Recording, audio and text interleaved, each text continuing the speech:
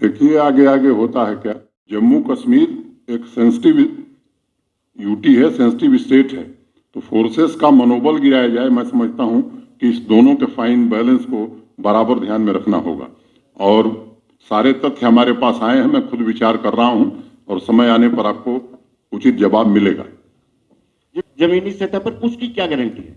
देखिए आगे आगे होता है क्या। मैंने विस्तार से बताया था कि 2002 में पहली बार इंडस्ट्रियल पॉलिसी आई है, 2020 में हम लोग खड़े हैं।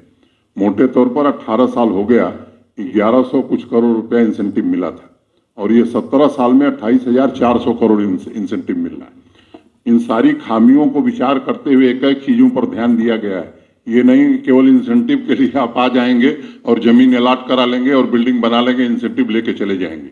जैसे जैसे काम बढ़ेगा वैसे वैसे इंसेंटिव दिया जाएगा। काम नहीं करेंगे तो जमीन जो आपको अलॉट की गई है वो कैंसिल की जाएगी।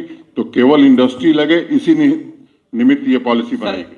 सर जम्मू से सर लोगों की एक सेकंड जी, कोई बोल रहा है तो आप जीएसटी की जो रिइंबर्समेंट है 300% ऑफ इन्वेस्टमेंट है जी, तो वो पूरा 17 साल तक तो आपकी गारंटी, 17 साल में तो एकदम परिवर्तन हो जाएगा यहाँ पर। लेकिन सर जो लोग यहाँ से इंसेंटिव लेकर के अपनी फैक्ट्रियों को ताले लगा करके चले गए, अगर उनको एक्शन उनके खिलाफ नहीं होता, नहीं तो भविष्य में भी इस तरह की चीजें होती रहेंगी। हमने उस पॉलिसी में आपकी भावना का सम्मान किया जाए। नहीं, उस पॉलिसी में हमने 80-20 रेशो रखा था, 80 लोकल हो गए 20, लेकिन इंडस्ट्रियलिस्ट कोर्ट में चले गए, वो सारे रास्ते निकाल लेते हैं। रास्ते निकलते हैं और रास्ते कैसे उसके बाद निकाले जाते हैं ये भी हम लोग जानते हैं।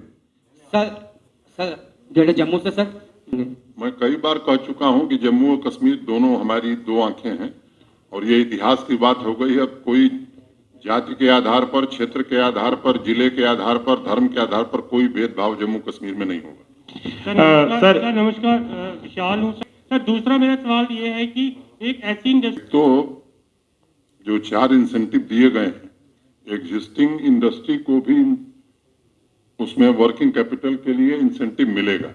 तो वो चाहें चलाना चाहें, केवल सब्सिडी लेना चाहेंगे तब तो नहीं चलेगी, तो चलाने की गुंजाइश इस पॉलिसी में है। आपने अच्छा क्षेत्र ध्यान में दिलाया है स्पोर्ट्स इंडस्ट्री का।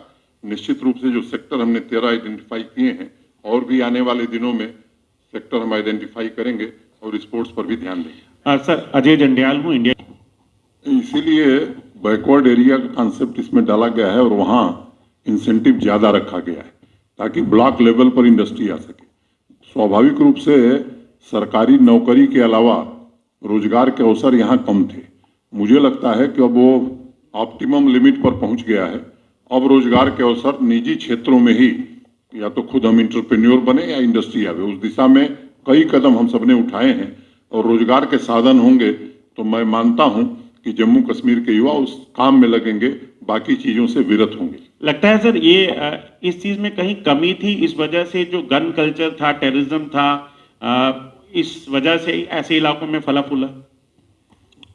अब इतिहास की बात मैं नहीं करना चाहता हूं, मैं भविष्य की ओर देख रहा हूं और मुझे लग रहा है कि सुंदर भविष्य, अच्छा भविष्य दिखाई पड़ रहा है। सर 2 डिस्ट्रिक्ट्स में, तो उसके लिए आप कोई गाइडलाइंस दें जब तक कि आप 4G नहीं चलाएं, और उधमपुर और गांधरबल में जो चल रहा है तो उसके बारे में थोड़ा सा रोशनी डालते हैं। एक प्रश्न में 2 प्रश्न आपने मिला जी 2 प्रश्न। एक ट्रांसफार्म नाम की संस्था जो गांधरबल और उधमपुर में काम कर रही है, उससे नौजवानों को बहुत लाभ मिला है और एक उत्साह का वातावरण बना है।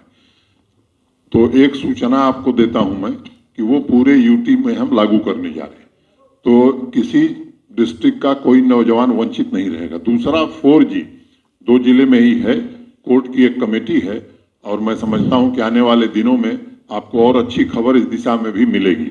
पहले भी जब हमारी आपसे चर्चा हुई थी अनौपचारिक तौर पर, तो मैंने ये बात आपसे उठाई थी कि जहां तक जिलों का, और दूसरी बात, 2 बात मैं कहना चाहता हूं।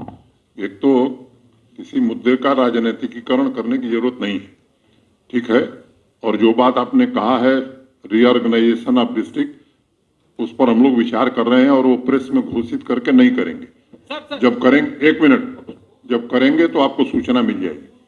कश्मीरी पंडितों का जहां तक सवाल है, 6000 घर और 6000 नौकरियां ये लंबे समय से पेंडिंग थी और पुनर्वास का ये एक प्रमुख माध्यम होगा।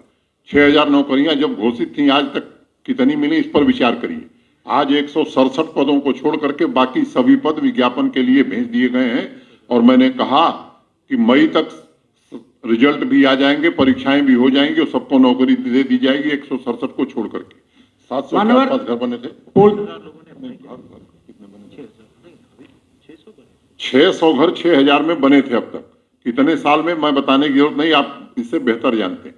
3500 के टेंडर कर दिए गए हैं, बाकी के लिए जमीन चिन्हित कर ली गई है और उसके भी टेंडर हम कर लेंगे। तो ये जो टेंडर हो गए आने वाले 18-19 महीने में और बाकी 2 साल में बना करके वो दे दिए जाएंगे।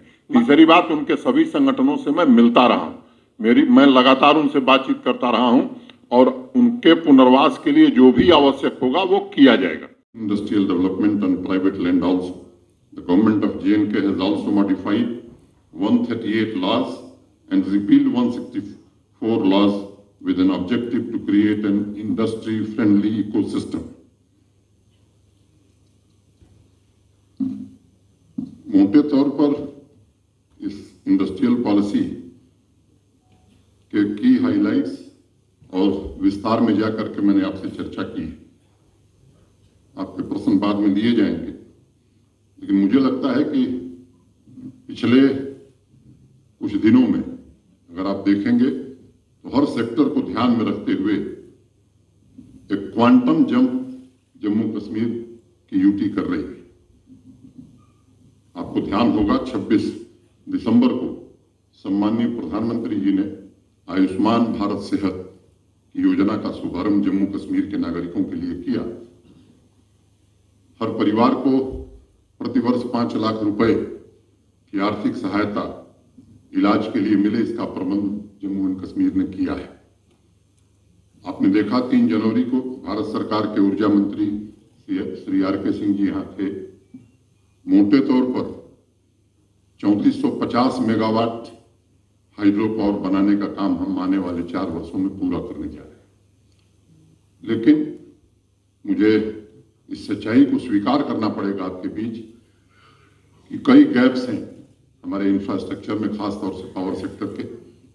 मैं खुद महसूस कर रहा हूं, आप सब भी देख रहे हैं जम्मू में। इसके लिए भी एक स्ट्रेटजी हम लोग बना रहे हैं। लॉन्ग टर्म मीजर्स क्या हो सकते हैं और शॉर्ट टर्म मीजर्स क्या हो सकते हैं। मैं किसी की आलोचना में नहीं जाना चाहता हूं, लेकिन इस काम पर हम जुटे हैं और आपको भरोसा देना चाहते हैं कि जल्दी ही इस दिशा में प्रभावी कदम उठा करके इस काम को समय सीमा के भीतर भी हम पूरा करेंगे।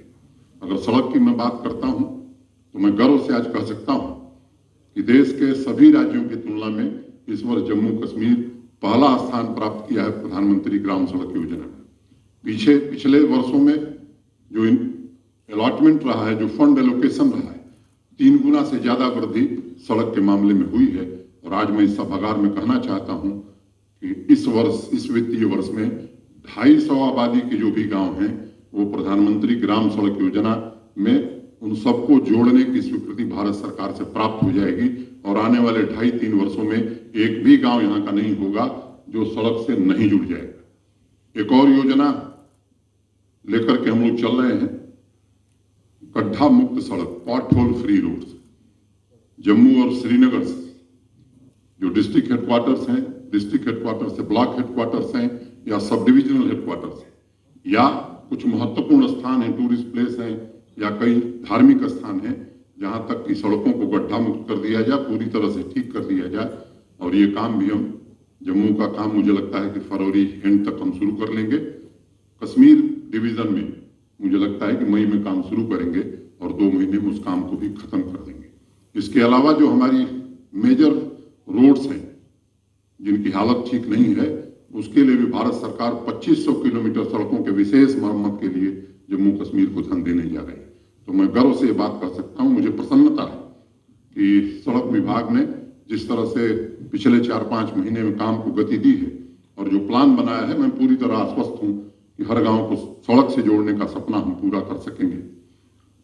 पीछे मैंने आपको बताया था कि जम्मू और श्रीनगर की मेट्रो भी 2023 में हकीकत बनेगी और सभागार में बैठे हुए लोग 2023 दिसंबर में मेट्रो में सफर करके जम्मू की यात्रा कर सकेंगे।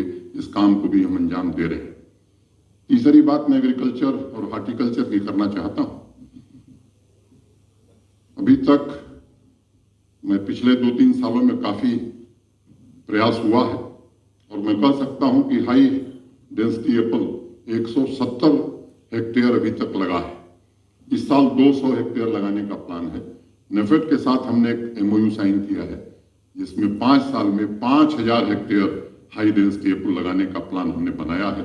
और केवल ये कश्मीर में नहीं, जम्मू के भी विभिन्न जिलों में एप्पल की पैदावार हो, इसका प्रयास हम कर रहे हैं। सैफरन को जियो टैगिंग मिल गई है।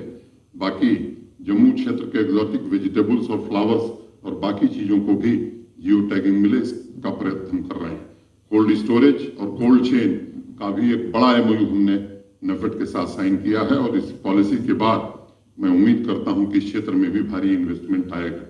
पानी की अगर मैं बात करूं तो जल जीवन मिशन जो प्रधानमंत्री जी ने शुरू किया था, हर घर नल से पानी, उसको भी काफी गति दी गई है और मैं उम्मीद करता हूं कि आने वाले 2 वर्षों में हर घर तक नल से पानी और पोर्टेबल वाटर, स्वच्छ पीने लायक पानी पहुंचाने में हम समर्थ होंगे। इस तरह से मोटे तौर पर मैं कह सकता हूं कि हर सेक्टर में स्किल डेवलपमेंट, यूथ एंगेजमेंट का भी बड़ा प्रोग्राम हम सब ने किया है। आज अवसर नहीं कि मैं लंबा इस पर भाषण करूं, लेकिन हर सेक्टर में हम लोग क्वांटम जंप लेने की स्थिति में हैं। और एक बात कहना चाहता हूं कि इन योजनाओं को जमीन पर उतारने की हर कोशिश हम सब मिलकर के करेंगे। सिंचाई के क्षेत्र में भी प्रधानमंत्री जी ने जो 2 सिंचाई परियोजनाएं स्वीकृत की हैं, मुझे लगता है कि वर्षों से जो खेत हमारे सिंचाई से वंचित थे, उनको आने वाले 4 वर्षों में पानी पहुंचाने में हम समर्थ होंगे। मोटे तौर पर एक बार फिर से आप सबको हृदय से धन्यवाद देते हुए आप सब आए। उस दिन मैंने कहा था कि फिर मिलेंगे और अंत में 2 पंक्तियां कहते हुए मैं अपनी बात खत्म करूंगा। जरा सा कतरा नहीं आज अगर उभरता है, समंदरों ही के लहजों में बात करता है। जमी की कैसी वकालत हो फिर नहीं चलती, जब आसमां से कोई फैसला उतरता है। बहुत बहुत धन्यवाद। नमस्कार। जय हिंद।